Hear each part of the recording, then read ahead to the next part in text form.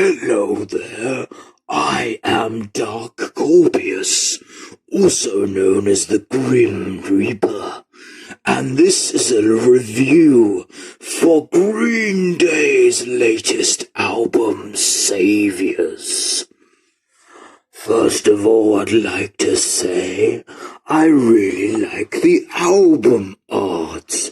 It has the word green across and day, and Saviors in pink, in a very nice pinky color. And it looks very punk indeed. I also like the black and white art, which matches their first singles of The American Dream Is Killing Me, Look Ma, No Brains, and of course, The Epic Dilemma. The artwork kind of reminds me of the band Against Me's art for their White Crosses album cover, and it's a very nice reference here. I think it's really funny, his expression. He looks like he's committed a murder. I like The Rock. Who is he throwing this at? Who's going to die? I really don't know. As for the songs themselves, well, they're all very, very good. I have to say, my very favorites at the moment have got to be Coma City, because I think of comas and bodies in comas, and it just looks so nice to think of that image. But also the end of the outro of the song is so unique and very fun, and it's got a lot of drumming on it, which is more than you usually get on a Green Day song. But I was surprised by how good it was. I do like some of the lyrics about the police no longer being around. It's quite funny to me, because I'm the Grim Reaper, and I take souls. But apart from Coma City, I still like Dilemma as a single. I thought it was very good. I liked the references to drinking and addiction, because they are my bread and butter. But it had a really nice guitar in the chorus too. I love Father to a Son, because I am a father to my child, demon from the underworld, and he really, really appreciates how much I'm devoted to him. But on another note, this song has a nice bridge between the chorus and the end of the song. I really like the instrumental elements from all of the orchestra, like the violin play and all of the piano in the background. It's very, very good. I love pianos. It reminds me of the haunting tune When I Take Another Soul. Fancy Sauce was pretty good too. I was surprised by how good that one was. When I heard the clips, I wasn't too sure. But the ending especially was very fun, and the lyrics are very, very deep indeed. Very deep. Living in the 20s reminds me of horseshoes and hand grenades, which is not a bad thing. I wish it was more unique. But even still, it's still a heavy, heavy song, and the lyrics here are very powerful. And his voice sounds extra demonic like mine. I've got to say, the weakest song on the album was actually the second single, known as Look Ma, No Brains. I don't feel like I want to snatch people with no brains, because it's not as fun. But I felt like this was quite a straight punk record. It didn't have much uniqueness to it, so I was a bit underwhelmed by it. Here's the artwork for the inside, by the way. Just to let you know, this is what it looks like. And on the back you can see Trey Cole, Billy Joe Armstrong, and Mike Dunt. They do my work for me. and it's produced by Rob Cavallo and Green Day themselves, and mixed by Chris Lord. And they do very well with Green Day. We have seen that in the past with the likes of American Idiot and 21st Century Breakdown, especially because they are my two favorite albums by Green Day. This is made by Reprise Records too. The back of the album artwork is not quite as exciting as the front, but it is still pretty evil. Referring back to the songs, I was surprised by the vocal performance on Bobby's Socks. Even though it's such an uplifting and light song, which is very against my beliefs, I quite liked the romance.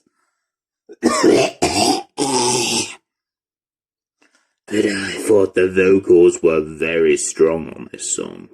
That one and Living in the Twinkers were the strongest vocally, I believe. Saviors was a fun title track, although not one of the strongest on the album. I also was a bit underwhelmed by Susie Chapstick, considering the interesting name of the song, but I still liked it. Overall, I think this is their third best album after American Idiot and 21st Century Breakdown. But it has room for improvement, and a lot of the songs do feel very similar to other songs, as I said in my dreams last night. One-Eyed Bastard is a very offensively violent song, which is always nice. And I'm a bit of a bastard too, if you haven't noticed, so I loved it. But the beginning of the song does remind me of a Pink song, which is a bit too light-hearted for my heartless soul. Strange Days Are Here to Stay reminds me of Letterbomb, but I do like the lyrics and how it says things haven't been the same since Bowie died, because that's true. When I took his soul, the world shifted in some way. Corvette Summer has cowbell, and I like cows. Moo, moo, I like cows, so that song is good. Good Night Adeline sounds like a death scene. It sounds like a crime scene, so I'm intrigued. But it is a very good song, start to finish. 1981 is a bit repetitive, but not as bad as I originally thought. I've got to say, I do like the drums on that one too. The American Dream is Killing Me is a bit overrated as a first single in my opinion, but I get it is very reminiscent of other songs that reference America in their back catalogue, so it's a safe choice. But I would say yes, this album is probably a 9 out of 10. I can't say there's too much they need to change or do differently, but here we go. On to the next one. I hope we don't have to wait another 4 years, otherwise the Grim Reaper will be coming for them. As for the lyric book which you get inside, that is a bit blurry and misprinted, I found, on some of the text, which makes me angry. Also, the back is very disturbing, but I think it's meant to be like that. But it looks like he's been still drinking and drunk. I don't know if that's intentional, but that's what it looks like to me.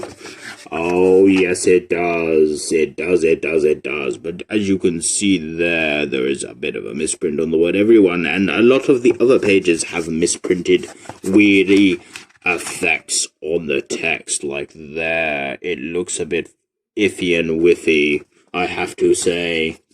But you get some really nice lyrics on here. One of my favorites is Slam Dance in Acid Rain, because I love to do that. That's why I have no skin, because I like to dance in the acid rain. I love the line also from Living in the 20s. I've got a robot and I'm fucking it senseless. It comes with batteries, and it only speaks in English. That's such a good line, because I hate when that happens to me. I always want my robots to only speak in French. Yes, I do. But you can't say this is a bad album if you like Green Day. It's a safe album. It's very good production-wise as well, because it is a lot like their others from their best. But I have to say, I think they can still do better. I think if they did this production, this sound, these drums and instrument quality, but with some things that are slightly more unique, then I think they could do their best. Perhaps even more than American Idiot. Dare I say so.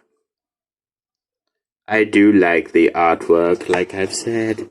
But anyway, there's not a lot else I need to really say on this album. I think it gets better the more you hear it. And I think there is no skippable tracks at all, really. I just think it's strange that they picked the singles that they did, apart from Dilemma, which makes sense to me. Anyway, I hope you've enjoyed this review by the Grim Reaper. I am known as Dark Corbius, and you are my slave.